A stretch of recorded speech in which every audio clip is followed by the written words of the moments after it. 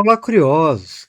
Em mais um dos nossos vídeos de curiosidades, hoje eu vou me dar a liberdade de ser um pouco mais ensaístico e um pouco mais reflexivo.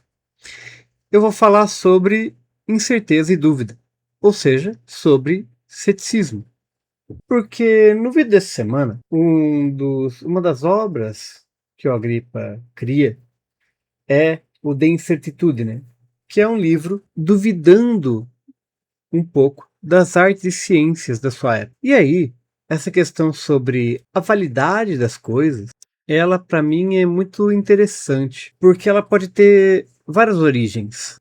Veja, quando a gente fala sobre o século XVI, a gente está falando de uma época que era majoritariamente religiosa, cristã. E ainda que ali perto do Renascimento vá surgir a ideia do ateísmo, a ideia da dúvida quanto a Deus, a dúvida quanto a outras coisas já existia. Então, se a disputa, por exemplo, pela natureza de Deus acontecia, mas a dúvida sobre todo o resto estava ali presente. Por exemplo, a gente pode falar um pouco nos dias atuais de um certo ceticismo científico.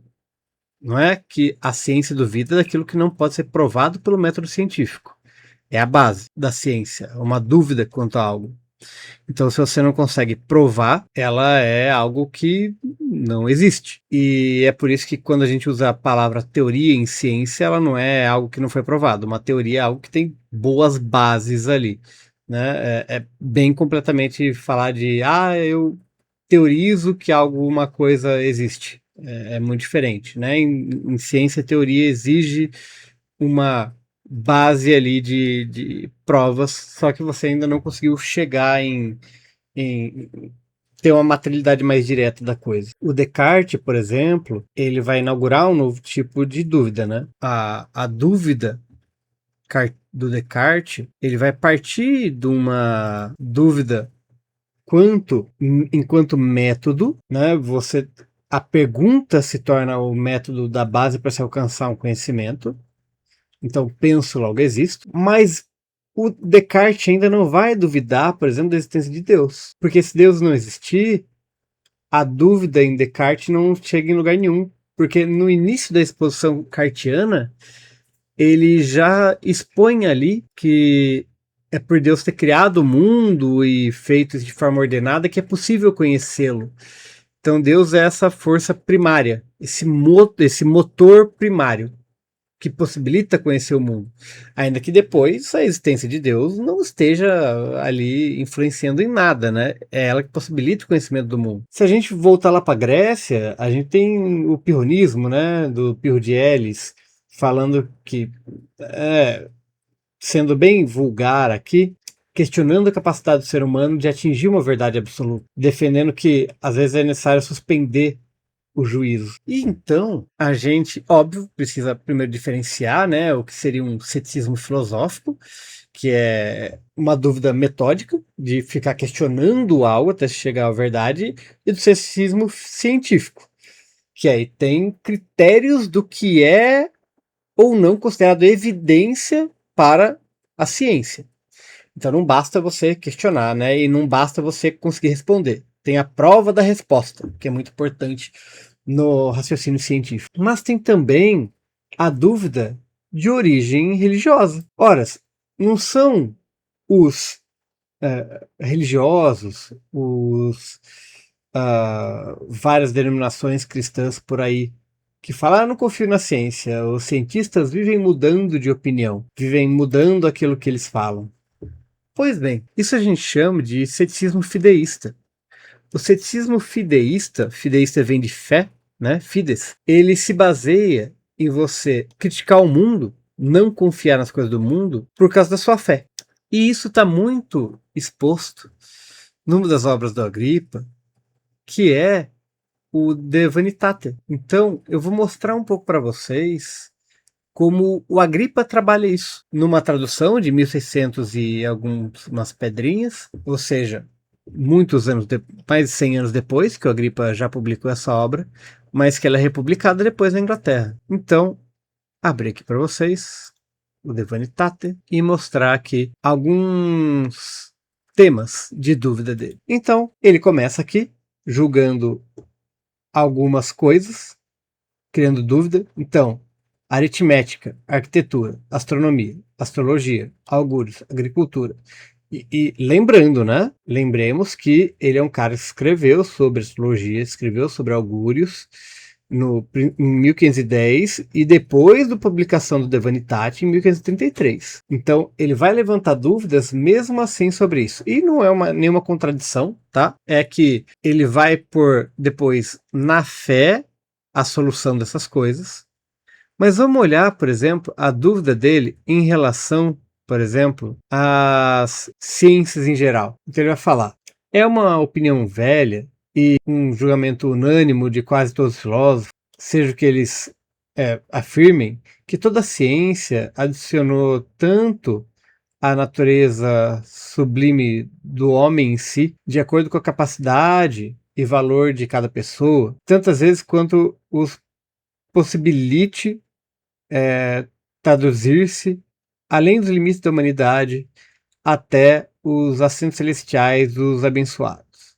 Então ele fala, né, da progressão ali das ciências por meio do homem.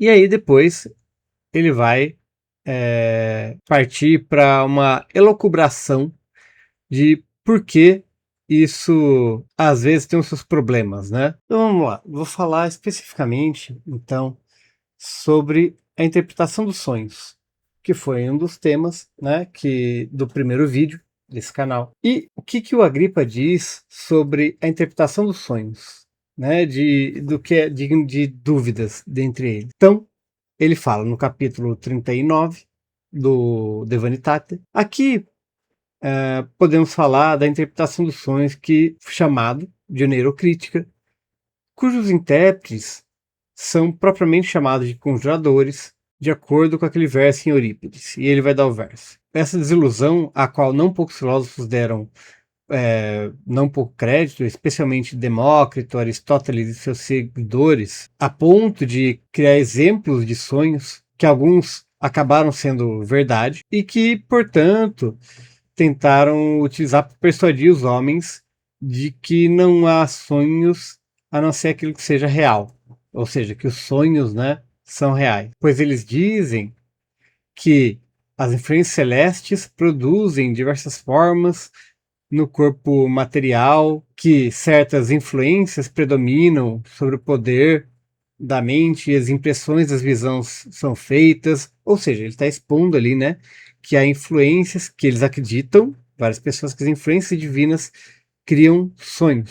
E aí ele fala: mas as causas dos sonhos são tanto externas quanto internas. E nem todos concordam, pois os platônicos têm entre eles algumas noções específicas e concretas da alma.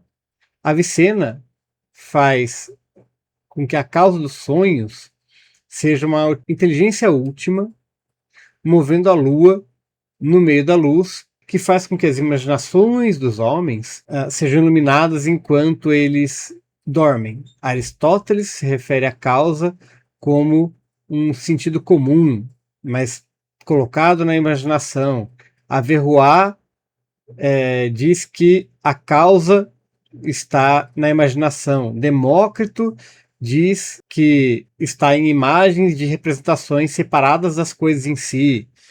Alberto diz que tem origem em influências superiores que vêm continuamente do céu através de meios específicos.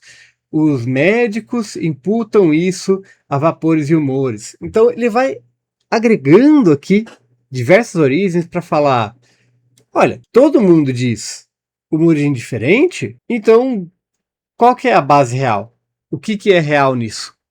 Já que cada um diz uma coisa sobre as origens dos sonhos. E ele vai fazer isso com um monte de coisa, tá?